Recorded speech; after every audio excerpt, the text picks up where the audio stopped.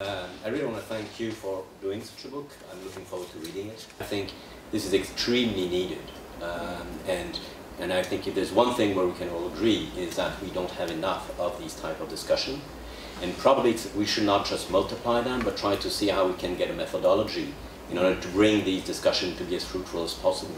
And for example, I totally disagreed with Mark's presentation of how NGOs should be working and so on. And this is a very interesting debate to have, precisely, and to get into this issue. I think one of the very big questions is also a question you said, Peter, about who shapes the game today. And this is really a crucial question for all of us. We all, in a way, participate in the game, including the social movements. When they think they're out of the game, that's not true. They are also part of the game. So then who shapes what? And it's a very difficult question we're all struggling with. And I think we definitely need these type of exchanges. And it's not a coincidence, probably, if such an initiative is coming from you, Peter, because I never met you in academic places. I've met you where the action was happening. And we don't have that many academics who really, you know, are where the action starts, who have personal contact with the people. Might disagree with them, but at least you can understand why do the actors are acting like this, and why perhaps they're not acting well, but at least they have a rationale. And I think this issue of a rationale, and that we're all living in different type of rationale, and we need to put this on the table, to be explicit about it, and very often we're not. Even within our organizations, we're not explicit about what is really the rationale on which we're working. And I think this is something which is extremely needed for all of us. And I think here the Geneva Environmental Network and this place in Geneva should be a place where this should be much more organized. And I'm really pleading that we have more of this, ready to give any help. I mean, I can do a very limited contribution, but at least ready to offer this. I think it's extremely important because this bridging issue is crucial now. I completely agree with your suggestion there, and I would be quite happy to continue participating in this type of debate here and elsewhere around Geneva. We should probably do something at the Graduate Institute. We should probably do something maybe at the main university or a public meeting or something, because I think these are really important issues, and we're at a sort of crucial time in rethinking how we act. Probably the best organized community at present is the one that addresses climate change, because it's come together in a very important way, and what conservation needs to do is to find a similar set of configurations that will enable it to bring forward alternative ideas, network, build coalitions, stimulate social movements, and generate the kind of momentum that in the end, I would say, forces rather than convinces governments to actually act. Governments act in a funny way. So if you look at the Paris Agreement, I don't think, frankly, that the accumulation, the sort of encyclopedia of NDCs matters a damn. I think most of them won't be implemented. It's all sort of vœux pieux and all that. But what the Paris Agreement did was to provide a level of predictability and certainty as to where the markets were going. And so it's now clear that clean technology, energy efficiency in buildings, renewable energy, etc., is going to be the principal characteristic of the future economy. And therefore, the risk attached to investing in that went down, and big money will begin to flow into those areas. So last year, I think for the first time in history, more new investment money went into renewable energy than it did into all forms of conventional energy taken together. And that happened, in a sense, because of Paris. So when the NGOs who say, you know, governments forget it, they're useless, governmental process is a waste of time, it's not, because it creates that kind of framework in which it can all come together, and we need that. What we shouldn't do is pin false hopes on government. And then getting back to Michel's question, or rather sort of Naomi Klein's question, and what John was saying about neoliberalism, there is a really important question behind the misarticulated one that Chris Sandbrook formulates in his survey. And the question is basically this. Is conservation or is sustainable development compatible with the current dominating form of economic organization? Doesn't matter what you want to call it. Because, and you can go further, is it possible to envisage a realistic implementation of the SDGs within the current form of economic organization? Because if it is, we should be doing everything we can to ensure that the economic organization accommodates SDGs or accommodates climate action or accommodates biodiversity conservation.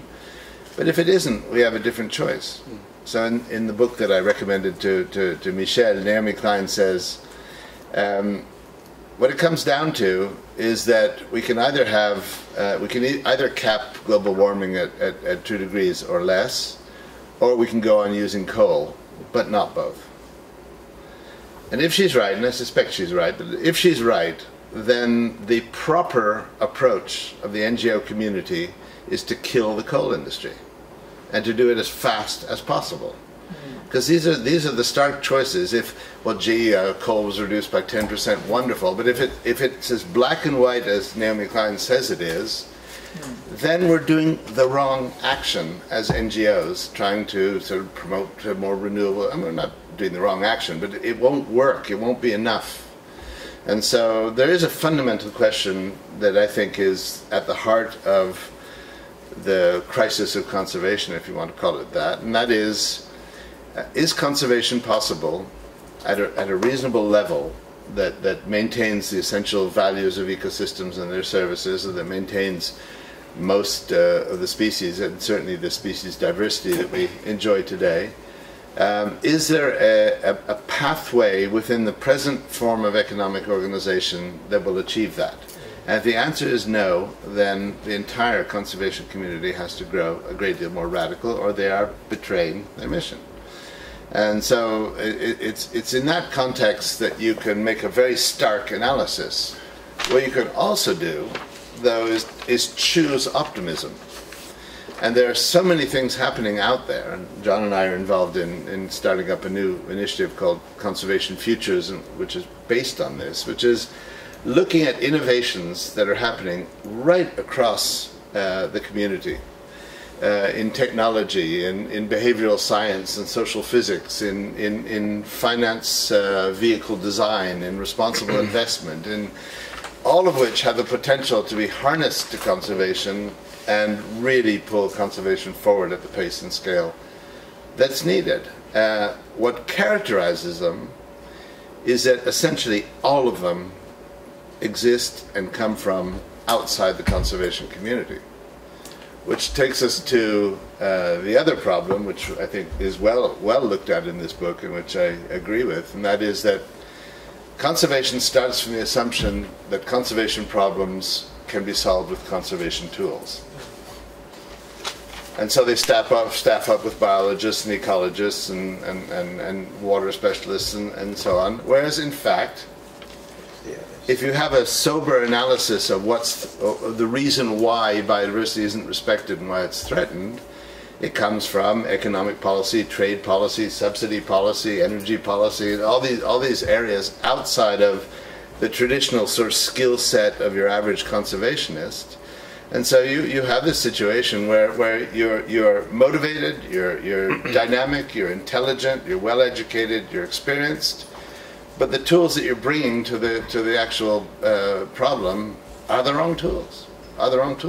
And the problem is that, and this is an incumbency, a cultural incumbency problem, that conservationists feel comfortable among themselves. They speak the same language, they understand each other, they get the same sort of humor references and all the rest, and it's great. I love being among conservation. I feel totally at home. But the problem is that when they go out there and meet with the WTO ambassadors, they feel awkward and sort of, you know, embarrassed and lesser beings, and they don't speak the language, they don't really understand what's being said, and they certainly don't understand what it is that can move the trading system. Because you can change the trading system. you just can't change it with the standard tools that you use to set up a national park or come up with a management plan for an endangered species. So I think there's some big fractures out there, and I suspect that the next decade is going to be a decade of very considerable creativity. So I think there's far more grounds for optimism than there are for despair, but it does mean being open to significant change. Thank you, Mark. Second round of questions. I just want to add a couple of comments to that then, in case you want to chew on another question or two in the meantime. I largely agree with Mark says, and the big fractures are out there. The question is how we start thinking out of the box, and I think in that sense, again, getting back to, you know, not simply people. I think, well, people are operating in their zones of comfort. I completely agree with that. We all do that, whether we're thinking about things intellectually or in practical operational terms. But we also work within these institutional realities, no? And I've just encountered so much also, for example, competition between organizations, carving out territories, not wishing to share data, and all these kind of very sort of basic things that are impeding us to actually sit down and get together and work out some of these things in a more collective way, because we survive institutionally in private ways. So how can you deal with that? That's sort of a very practical thing that for example, I think a key conversation could be had with the big donor community as well, philanthropies and others, about that are supporting conservation NGOs to sort of create better frameworks and conditions for collaboration rather than competition. No, and it's striking in many countries where, you know, people are for very good and solid reasons, because of the sheer scale of conservation challenges we're facing, you know, make do with what you get kind of thing, and you sort of work it out in whatever program you get financing, and you're pretty happy with that because at least you're doing something rather than nothing. But the problem is that the scale of that and the types of solutions, again, getting back to your very eloquently put comment, is not up to the game. You know, it's not solving the problem with the bigger scale of challenges and so on. So how do we move that? You know, and I think thank you, Yves, for inviting, you know, presenting yourself also and wishing to join that conversation and contributing to it. And you are already doing that through your work. I was going to say, you know, there's no pretension from us here to create a new space, but it's rather just, you know, perhaps another small contribution, hopefully in that direction of nurturing dialogue on these. But I think the key thing is, how do we get that dialogue out of our sort of institutional constraints and sort of create some kind of free spaces for us to allow people to think of that and hopefully shape new ways of getting together also, no?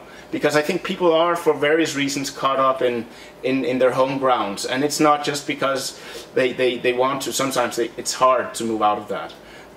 So yeah, Naomi Klein, yes, I mean it's a highly pertinent critique, I think. She launches out against the big NGOs and so on, of being sort of buying in to various industries and so on. It's a worthwhile argument to have. I think a lot of them are trying to deal with it also, so I think the second chapter of that would be a conversation around how they're trying to deal with it. This is the response I've had from some conservation players responding to Naomi Klein's critique.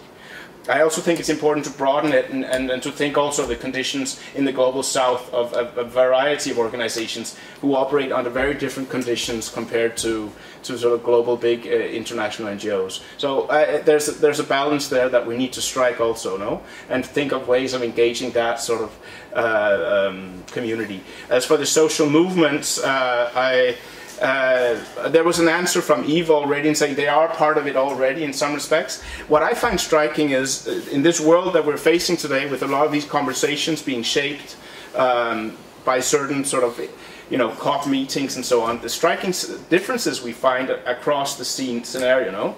So, for example, the ways we see social movements engaging with the CBD is quite different from how they'll be engaging in the CITES framework or another multilateral framework on human rights and so on. So we have these fractures that we're sort of also caught up in a kind of frantic attempt to follow all these conversations in different sort of silos that have been created by of course, it's fantastic that we have these multilateral environmental frameworks, but it's also dividing the world up in a certain way that somehow sometimes there's a risk of losing the bigger picture, no?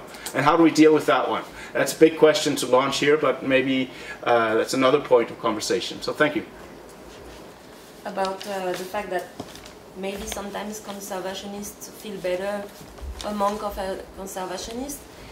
Because from my personal experience, I'm from a technical background. I worked for the private sector, etc. And when I wanted to go back to my personal interests and to try to join the conservation and environmental sector, it was it is a real struggle. And when I started to have my first step in the humanitarian NGO world, when I was trying to give my private experience through indicators, because I was working in project management, and we can use some very simple indicators to check if a project is going well or not. And of course, it's not about gaining money, but it's more about maybe saving money, because we don't have a lot of funding extra. And I was seen as come on, you're from the private sector, you don't know what we are talking about. So now I have learned a bit more about how NGO world works, and a lot of people say now the field, the different sector can be crossed, but I think there are still a lot of collaboration to do. And now I'm part of the ADAP NGO, Association for the Development of Protected Areas, and they give me the opportunity to add my experience. So I hope it's gonna work, and I totally agree with you that maybe the conservation world should extend the collaboration. This is right on topic of the theme of the book, which is about rethinking these boundaries of conservation. And I can't remember who brought it up within the book, but basically in terms of, who is a conservation? Is it just these kind of professional people, or is it your everyday person and communities and societies who, through the very way that they live their lives, contribute to the protection of nature? And I would see it as the bigger picture. And one of the ways in which we've been really extending our sphere of influence is is one with the spiritual community, religious and spiritual community. And I think that if you see the document of Pope Francis, Laudato Si, it's probably been one of the most influential and impactful conservation declarations there has been in recent times. And we're following a little bit the impacts of that declaration and other similar, all of the big faith groups have mostly presented declarations on conservation, on the protection of nature and their relationships with nature. And I think that's an extremely important field with which we are actively engaging. And it's interesting that someone like E.O. Wilson, who was at the conservation, the IUCN, what was it called? World Conservation Congress, one of the big meetings.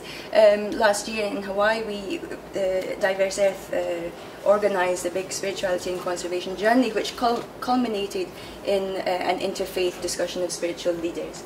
And E.O. Wilson, on hearing that this was going to happen, changed his flight to be part of that, to witness that discussion. So I think you can see, a broadening. Okay, so things aren't working. How else can we make a difference? And I think that's an extremely interesting development. Thank you very much. We're over by 10 minutes, but what I would do is I give each and every one of you 1 minute to for a final. Maybe first our distinguished and we finish. But in that case, I'll just build on something that Liza said, and I agree with you completely. I think that part of the answer is actually it builds also on what you're saying. I think organizations that behave in a territorial fashion are doomed to disappear. they're sort of on a dead-end evolutionary track, because what's required is the kind of openness and experimentation that I was talking about before. So I think the successful organizations in the future will not only be those that figure out a new business model, but those who are able to combine in intelligent ways with other organizations in the NGO sector, but also with private sector, with government at the different levels. So I see the future of conservation NGOs being an open source future. I retired from ISD a year ago, but we adopted the policy that every single piece of work that we did was put on the web for anybody to use. There was no license required. It was all open source. And we started a policy of publishing or making available all the data that led up to it, so people could test our conclusions and see whether they were valid. So that kind of open source is needed.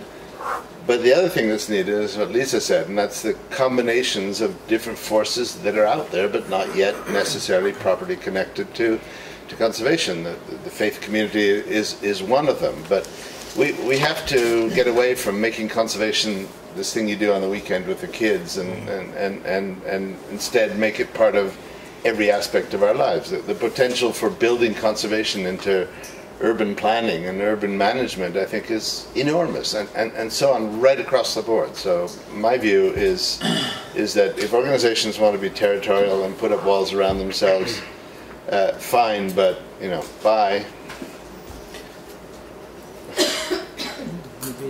Is that 1 minute? Interesting meeting. So I think if we could leave on a couple of positives. I think there are a couple of areas where anthropology and conservation NGOs can find fertile ground to work together. One is that I think conservation NGOs and other NGOs, but we're talking about conservation NGOs today, would benefit from being more inward-looking. Being more reflective, and I think that that's not achieved by hiring social scientists or anthropologists. You may need them for other reasons, but I think there's a role for people to come in the same way that consultants go into organizations and look at risk. I think there's a real risk to conservation NGOs from their behavior, whether it's witting or unwitting, and I think there is an engagement to be had for people to come in and do an internal audit of things, and raising awareness and challenging things. I don't know anyone who does that, but I think that would be a really interesting approach. The other thing is that conservation NGOs are very concerned at the moment with the way that donor behavior is changing. Yeah. Particularly US donors. I'm sure it's not Swiss ones. But in the US, you now find that many of the donor foundations and agencies are not giving money, right? They're giving directions. You could say they've always done that. So if USAID catches a cold, then everybody gets it next week. They introduce systems modeling as one of their criteria. The whole of Washington D.C. and inside the Beltway, is full of consultants who deal with systems modeling. But you get much more directed intent. They are. Many of them are dictating policy. They're deciding policy. They're saying we will only put money into this. We'll only put money into that. And so it was a time when the NGOs thought they knew what was going on and how best to approach it, and they asked donors to fund their approach. Now they're responding to donors, and that kind of doubles, if you like. It's jeopardy squared when you've got those two actors together. So I really think that needs looking at very closely, and there's huge room for that. So there's a lot of space for people to work together, but we have to get over this. We have to understand that the root of this are different values. I don't know if you may have heard of Oxford and Cambridge, which the great rivalry between them. But it's slightly bizarre because when Oxford people are being rude to Cambridge people, they call them, I'm a Cambridge person, tabbers. It's really stupid. It comes from the word cantab, so they call them tabs. Nobody from Cambridge really cares about that because A, they don't understand it, and B, it's not perceived to be an insult. When we insult Oxford people, we use very, very directed Anglo-Saxon language. I mean, they know they're being insulted. So, you know, when people accuse conservationists of being neoliberals, it's not insulting. It doesn't worry anybody because at the root of it, nobody cares whether it's neoliberal or not. Conservationists feel that they have superior values. We're trying to save the planet. And if we have to, and if the devil's running the world, we'll work with the devil to try and adjust his behaviour. So don't talk to us about neoliberalism. You know, we'll work with whatever's there in front of us to achieve the higher mission. So there's a complete disconnect of languages, and the insults from the anthropology world are not having any impact. That's very interesting. Denis. Liza, okay, fine. You can. Okay, I would say, I think 4 points. The first is on the book, and in general, I agree on this knowing language, but also difficult language that anthropologists or sociologists do, because I suffer it myself. I work in the UN, private sector, conservation, development NGO. I change my hat every 4 years, and then I simply don't understand why it has to be complicated when it's quite simple. And in fact, it will be really helpful in the future that sociologists or anthropologists speak in a clear manner, because of course not clear manner helps them to create their small tower, which happens everywhere, because also the UN does it, everybody does it. And I think that's very important to improve the engagement. Second thing is that it's also a bit in my paper, but it's also what you say. I think one of the fundamental work for the future for conservation and NGO to achieve would be the articulation between different roles and models.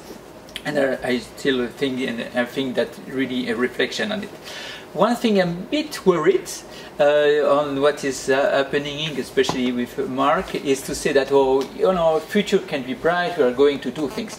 One of the problems is exactly that, I think. It is just to think, it's okay, we are going to improve, without forgetting what happens in the past. I know that we had bilateral conversation with us, then I know that for you it's also very important, the past, but I think it's important that we inscribe it in an historical way to understand what has happened, because I'm sorry, a lot of things that we can even replicate in the future has already been tried, tested and achieved in the past, but we are in this kind of, you know, our global modern world, things that we are going to do things and create new things. And I think that may be one of the mistakes. We need really to nurture us from the past much better. The fourth things, I think, and I think we need to get grants, as you say.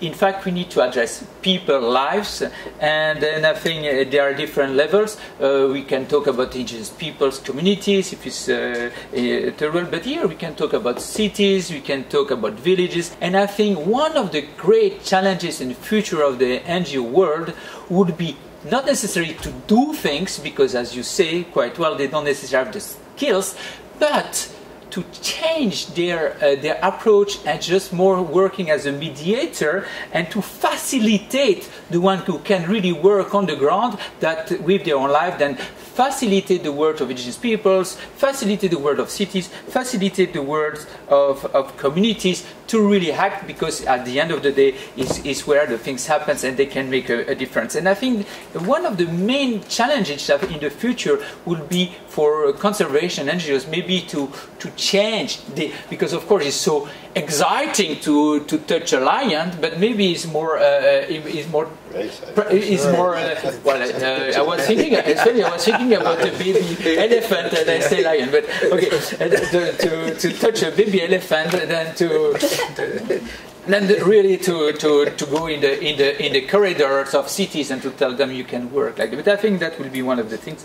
And the last things I think is is something that we need to really think about something. There's something, and in fact last year it was exactly a bit the same. It's Hakim Steiner came, it was his last day living, and he said it was in June, and then he said, oh yeah, what do you think? Oh yeah, I think I'm going to do a quite good job because I save, well I save, I don't know what he saved, but he did different things, especially on the green economy, his baby, you know, he likes that, yeah, we did a lot of papers at least, but anyway, but one thing I'm not sure is, I come back from Iran, and there was this cultural and spiritual values meeting, and I think, I don't know how to call it, but I think there's something I missed. Is there's an ethic or something, and we can bring something only if we grasp something like that. And I think that's also something in the conservation world we need to get back, or to assess, or to facilitate that, because otherwise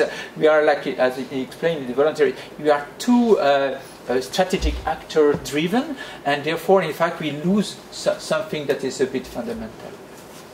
I give Liza the floor and then Peter. So I think I agree with you, Denis. I can see this. Yeah, we're definitely missing something, and I think there is a growing shift from an approach which is, okay, here's how you do it, here's how you protect nature, this is what we do, to okay, so how can I support you, the guardians of nature, you who have been here for however long, in order to continue with your lifestyle. And as Ashish, colleague who's written a response in this book, says, you know, in terms of, let's think about different ways of knowing, let's try to understand different ways of knowing, which gets to this culture that we have in the conservation industry, if you like, of meetings, this culture of meetings, where nobody really listens. Everybody's concerned about what they bring to the table, and there's not a real, I feel, listening happen. And without that, there can be no dialogue. And it gets to the role of knowledge and the division that you've been talking about, in terms of, okay, so we're all coming from with this accumulated knowledge, and we meet every situation with that knowledge. So we're never meeting a situation fresh, with a fresh and open mind and heart. And I think that which gets back to each individual, the change, the transformation of mind. We've, you know, it's technological advances, amazing. How is it possible that we've made such technological advances, yet psychologically we've basically stayed the same? So, great. Let's have more discussions about this. Thank you, Liza. Peter. Okay, thank you very much, Wandy, and thank you for these really insightful comments here. I think a couple of things. First, I think we need to get real. That clearly comes out of this meeting, and it's both for social scientists to get real about how they deal with conservation NGOs and think about it, but it's also about, perhaps, as you say, John, conservation NGOs also opening up for inward look, thinking about, and I think a lot of them are. I mean, for me, NGO professionals are among the more open, creative people I know. I mean, compared to sort of many other branches that are easily stuck. So there's hope to take up, to build on your point, Mark, about getting organizations to think out, you know, outside their territory. I think there is really hope that you can find that spirit. Now, I think another take-home lesson for me today is that in order to do that, we also need to talk about other things than just the NGOs. NGOs operate within a world. We need to understand that world better, and we need to understand that context, including addressing, you know, the big figures behind the scene pulling the strings in some cases, how donors are shifting their practices, and how they're and perhaps getting more transparency on those things, and getting that out in the open can contribute to that wonderful practice that you're promoting in terms of open source. You know, and that open source thing, I mean, I've had situations where I've requested data from donor agencies to provide me information on their safeguard mechanisms and so on.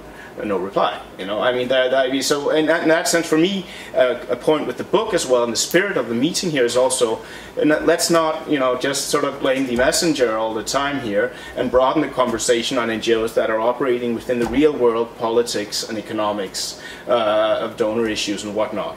So for me, it's been extremely fruitful. I really want to thank, as one of the co-organizers with Denis and Diana, unfortunately, who fell sick, all of you to have come here and wanted to step in like this last minute to really help us facilitate a conversation like this. It's been wonderful. Thank you to the audience from my side also for coming here.